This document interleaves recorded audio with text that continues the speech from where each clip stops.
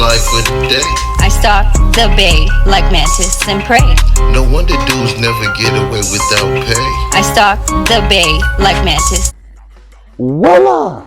It's your brother, Dr. Mindbender, aka John Mack, my government, my birth, born as, dropping hot rocks on your forehead. So let's kick into it, right?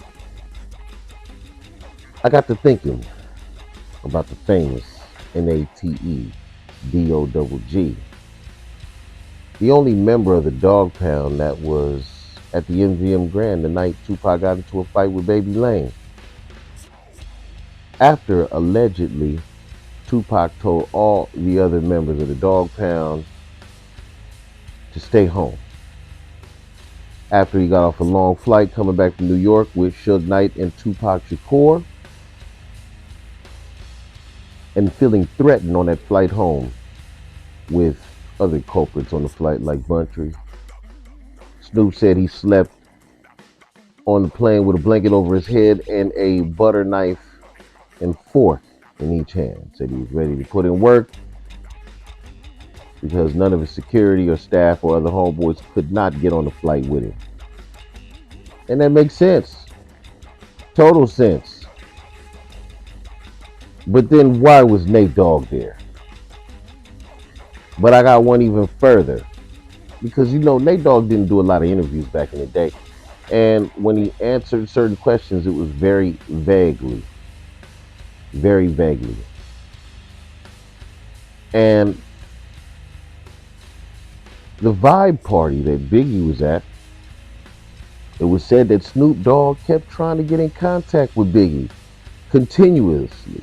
That was mentioned by Gene Deal, the Lion security guard, over and over again. It says Snoop kept trying to get in contact with Big and never could get in contact with Big. Big kept switching locations and doing certain things like this,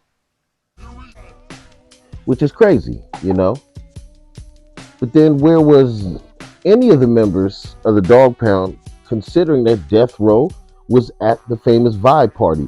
Now, let's take a side note. The famous Vibe party, hosted by Vibe magazine and its president, Quincy Jones, along with his daughter Kidada Jones, who was also engaged to Tupac Shakur, invited Puffy and Biggie to that party. How you think Tupac would have felt about that? One further, it was stated that Puffy urinated in a vase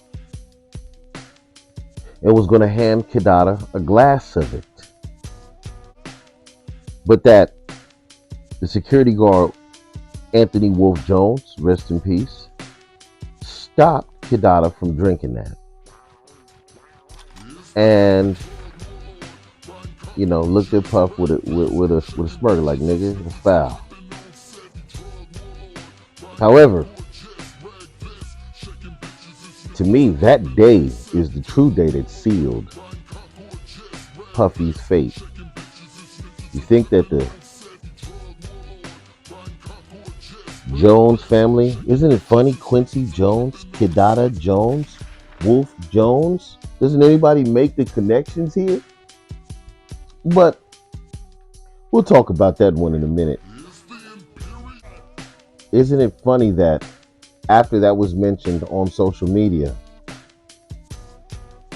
coupled with the disrespect of the Ciroc family by Sean Puffy Combs, seemed like a spiral downturn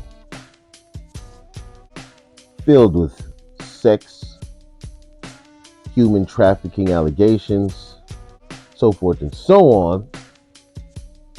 So much could get lost in the shuffle that we continuously forget about the Dogg Pound, Nate Dogg, and some of its other culprits. So it remains to be seen who will come up with what story after this one is put in the ether. But where was the Dogg Pound the night of the Vibe party? And better yet, where was Nate Dogg the night of the Vibe Party. I'm interested in hearing a valid response from those who may or may not know, but as far as I'm concerned, Nate Dogg has never spoke on it, Snoop has never spoke on it, Warren G has never spoke on it, Corrupt never spoke on it, Daz Dillinger never spoke on it, Jewel never spoke on it, and Suge Knight was in jail. And allegedly Tupac Shakur was dead. And the Outlaws, well, we don't know where they were. I think they were in Atlanta during this time, lamped up with Mr. Shakur.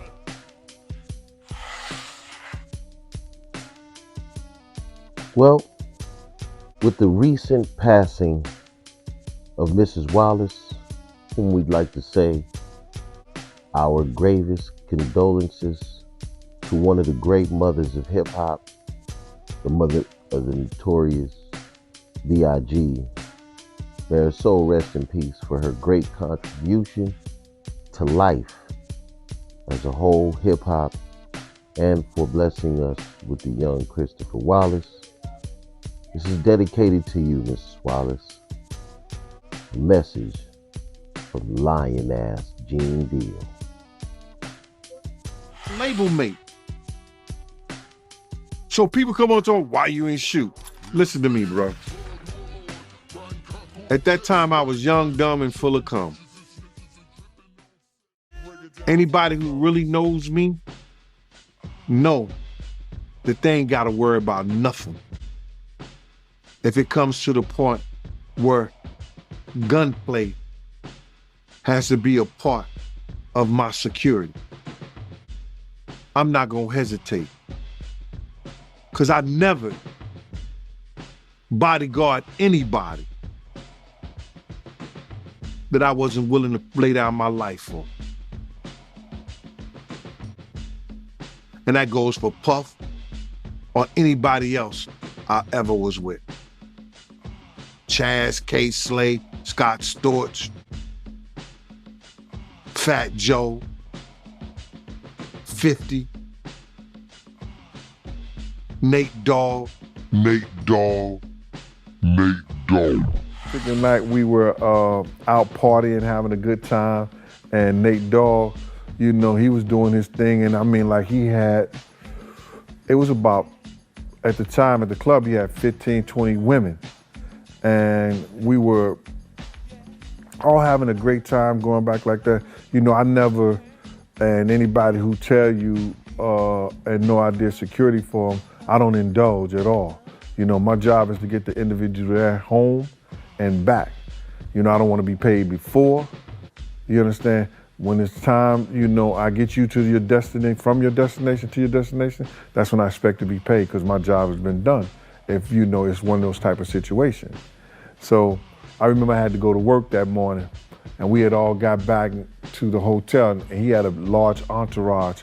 And I mean, it could have been like 15, it could have been like anywhere from 12 to 15 women, and like 4 or 5, you know, dudes and stuff that was around and things like that. We all went back to this hotel suite, and we was getting ready to, like, they was getting ready to party.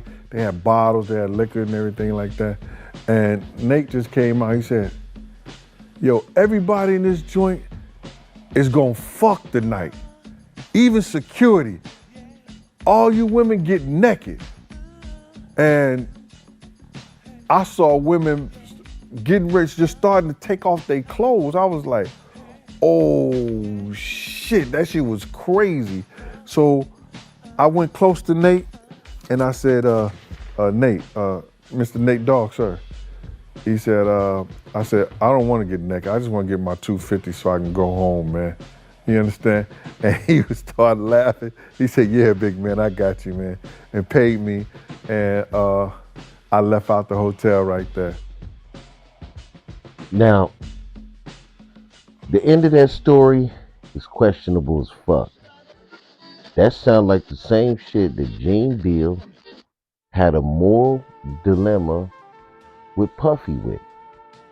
At the very end, Nate Dogg said, all you bitches in here is finna fuck. Security, everybody in here getting some regardless type of shit, right? Now, ain't that the same shit the feds used as a coercive type against Puff Daddy? Same nigga that Gene Deal worked for and been blasting the whole goddamn time. You see, the truth is, it seems like a lot of these artists, right, have a tricking problem. And along with their tricking problem, you know, Kentucky Fried Tricking, we do tricking right. Questionable tactics of coercion and human trafficking and all kind of other shit is going on. And the moral dilemma I have with this is, this lying ass fat piece of shit is supposed to be a police officer. If you go on MREC TV and check out the rest of the interview, you'll notice that at the very end they be like, and God bless, you know, Nate Dogg. It was one of the great times I had with him. You had those same times with Puffy and called all kinds of moral characteristic dilemmas on him. But this rest in peace Nate Dogg, man, this story stinks to high hell. And all I'm saying is, when we talk about questionable tactics, questionable security, questionable ethics by men who claim to be law enforcement, Gene Deal is at the top of the goddamn list. Anybody I decide to take a job and bodyguard for, at that time in my life, I wouldn't have had a problem.